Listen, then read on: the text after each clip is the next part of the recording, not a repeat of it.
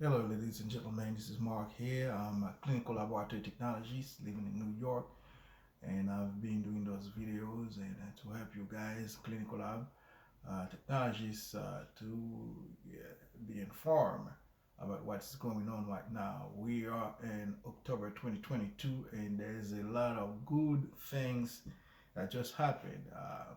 The government announced recently that uh, they're going to give a debt relief of $20,000 for everyone who have school loan. And I was waiting to see what's going to happen before I can talk about it yet. So recently, the government just announced and applications are on studentaid.gov right now, and you can go ahead and apply, put your social security number, and then I think application, what they ask is, uh, you know,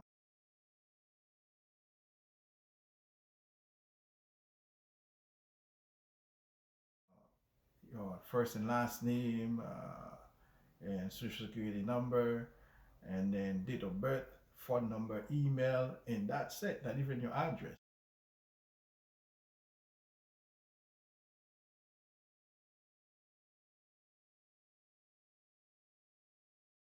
And then you apply, and then send it to them for them to verify your income. Now, to qualify for this loan debt relief program, if you're single, you need to make for the year 2020 and 2021 125,000.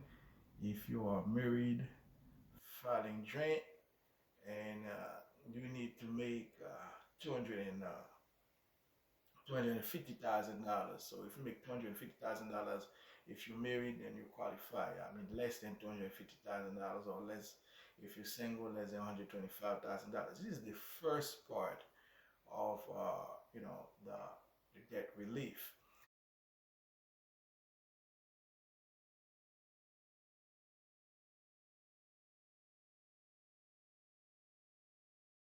Now, there's another thing going on right now. If you've been making payment, recently we stopped during the 2020 when the pandemic happened. We stopped making payment. The government said, okay, you know what? So a lot of you doesn't have jobs, and then probably hard on the family to be making payment and paying everything else, food and rent. And I stopped the payment. So what the government doing to do, they want to count the pose, okay, the time that the forbearance towards your payments. This is a great thing for those of us that been making payment. If you took a school loan like me and that owned a bunch of money, well, a pretty decent amount of money, and then I've been working for the federal government and a non-for-profit hospital, and I've been qualified for the public service loan forgiveness. So this is the second part of it, the public service loan forgiveness. So what's that do? Think about it, like it's been 2 years, 2020 and 2022. So that's 2 years of stop payment. The government going to count towards your payment. So basically, what's that mean? If you are making 500 or 300 something dollars a month, this is going to be a pretty decent, more than 10, 15, for some of us gonna be $20,000 extra forgiveness that we're going to get towards uh, the extra forgiveness that we're gonna get. So let me explain it in another way. So if you own $70,000 and then they stop your payment for 2 years, during that 2 years, if you're supposed to make a $20,000 payment, example, okay, this $20,000 payment, you didn't do it, and they still count it toward your years. So basically, if you've been making payment for 4 years and you start making payment for 2 years, the 2 years gonna count toward your payment. It's gonna be 6 years of payment. The 2 years gonna count toward the payment, but you didn't make that payment. This is a 10, 15, or $20,000 saving. Okay, so now 6 years. Okay, so what does that mean? That mean is this is count. So now you have 4 years left to pay, but less money. You have 4 years because it's a 10-year program. If you work for a public loan forgiveness, it's a 10 year. You work for 10 years, and whatever you have left, and it's forgive. So basically, this make it. I can say you just make it go a little faster. Just make it go a little faster. You not really want to pay the rest of the money. What you want to do, you want to pay as low as possible so that you have money left to forgive.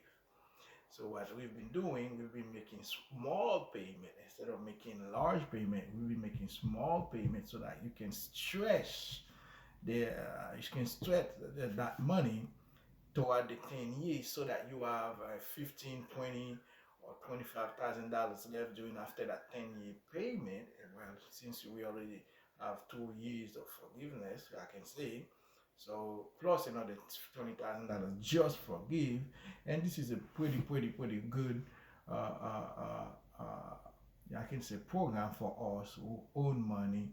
And then especially if you are trying to save money at the same time to buy your first house or to do a different lot of stuff, to pay some credit card debts or some other expenses you may have.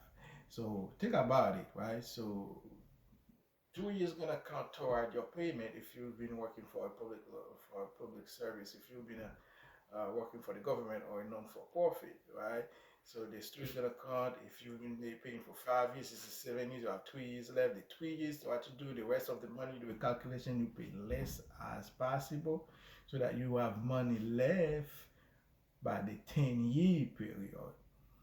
So that's another thing that they've been doing. So for you to qualify, okay, I'm gonna say it again and repeat it. For you to qualify, you need to apply before October 31st.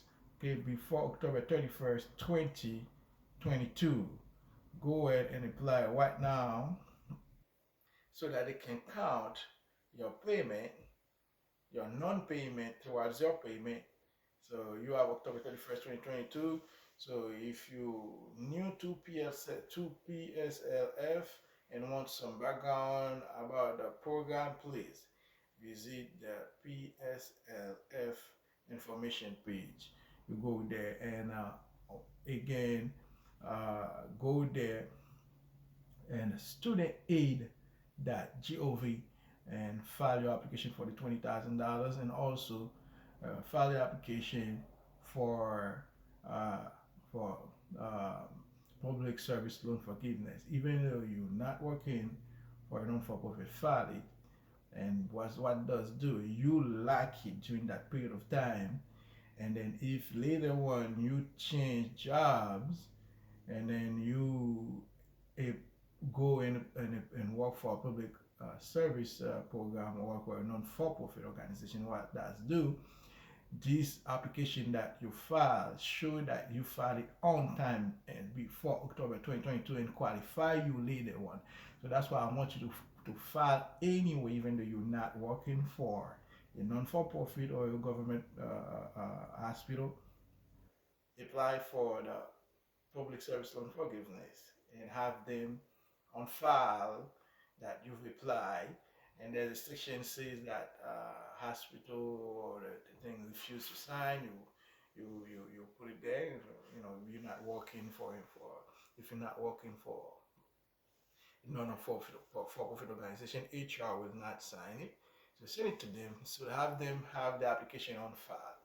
Okay, so this is what I have to say, and then this is my new Airbnb.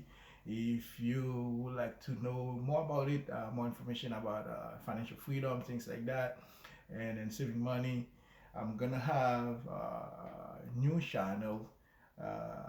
This is Lab Tech on Fire. So that's the name, Lab Tech on Fire, new channel. The only thing we're going to talk about on this channel is all about financing, things to do, your 401ks, your 403bs, and then all to save money toward your financial freedom so that you can have time for your family. you can, secure your future. Thanks a lot for watching the video. If you like those content, remember to like and subscribe, and more videos coming.